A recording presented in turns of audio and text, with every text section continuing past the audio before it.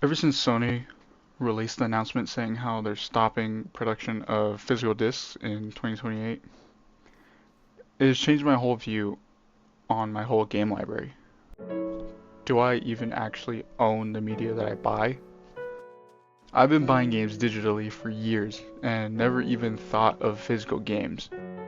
But now that I've been doing research on digital consumer ownerships and DRM, it has changed my views on digital gaming. Now, I'm not here to say that digital is bad. Digital games are incredibly convenient. No swapping discs, instant downloads, and sales happen all the time. And I believe when it comes to game preservation, digital is the future for that, due to things like emulators and storing game files on actual hard drives. Digital games have also been really my main source for games on PC. Like, for example, Steam's Steam Family feature has made it so I can play my brother's whole Steam library, and he's been collecting digital games for years, and he has like over 400 games. And that is more than enough entertainment for me for months, maybe even years. But for me, convenience isn't everything if it's at the cost of me being able to actually own my games. For me, physical games feel permanent in a way digital purchases sometimes don't.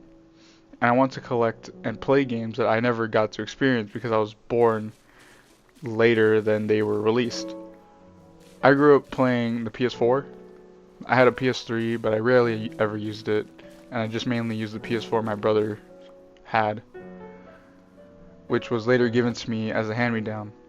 And I still have some of the physical PS4 games that were a part of my childhood, like this copy of Black Ops 3.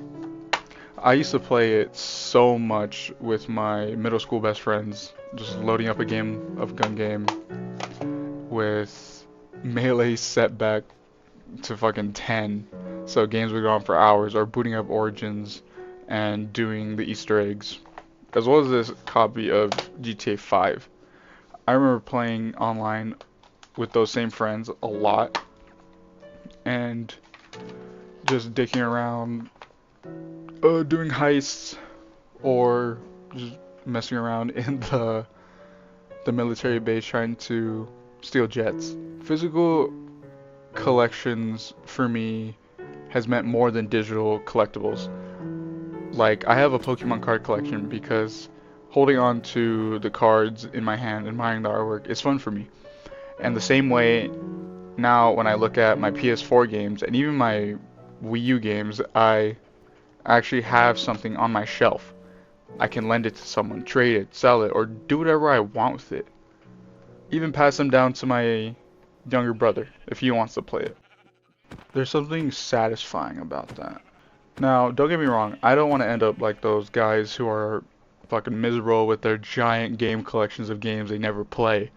I'm not trying to own every PlayStation game ever made. I'm not chasing a complete set of every game in a franchise. I just want to build a collection that actually means something to me. Games that I grew up with, games that I've wanted to play, hidden gems, maybe even some collector's editions of games if I find them at a good price.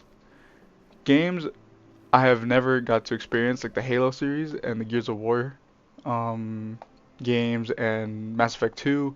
Since I never experienced Xbox games, I was more of a Sony kid because that's just what my older brothers picked for their consoles. I recently picked up a used Xbox 360 Slim for like 70 bucks. Came with cables, a controller, and even some games. Some of the games that it came with was Mirror's Edge, but I already beat this game on PC, so this is most likely just gonna stay on my shelf. Dirt 3, and the seller even uh, threw in a bonus game that wasn't on the listing, Assassin's Creed Revelations, so I've been playing those. Also, my girlfriend actually got me Halo 4 and Mass Effect 2 at a book off store she went to a couple of days ago, so I'm excited to play those. I also think collecting adds another layer to this hobby Going into game stores, checking out thrift shops, finding a great deal, discovering a game that I never heard of, that part to me is fun. I want to make it feel like how I felt collecting Pokemon cards in a way, where going to TCG stores with my friends, finding 6 illustration rares for like a couple bucks, and competing in their local tournaments. Another reason why I want to collect older games is because I've just been getting tired of modern games. I already have any modern game that I could play because of my brother's Steam family, and he just usually buys any like new release. But also back to the 360, I got these games dirt fucking cheap. A whole console and 3 games for 70 bucks, and my girlfriend got Mass Effect 2 and Halo 4 for 14 bucks. These games are so cheap compared to the prices modern games are setting. There is no reason a Nintendo game should be selling for $70 digital and $80 physical. And the game isn't even on the keycard. You still have to download it from servers. Granted, there are expensive older games like Silent Hill 3 for the PS3 I've seen is a couple $100, but if I really wanted to play those, I'll just emulate it. I think we're entering an interesting point in gaming history where, because of Sony taking away digital media and stopping the production of their physical games, it has made people realize and start fighting for ownership over the things they buy, whether that be either digital or physical. I'm going to be documenting my collection as it grows. I'll show pickups, talk about games that I find, and revisiting some classics I've never had the chance to play on hardware it was intended to be played on. Depending on if I get an audience or not, I'll start streaming these games that I'm playing. As of now, I'm finishing the Devil May Cry series. I'm on the 5th game, and I'm currently starting my Resident Evil marathon of playing all the Resident Evil games, and I'm starting with the RE2 remake.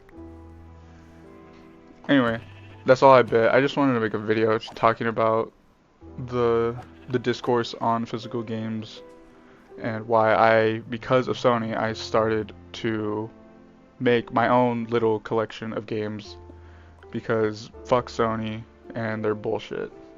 Alright, anyway, that's about it. Later.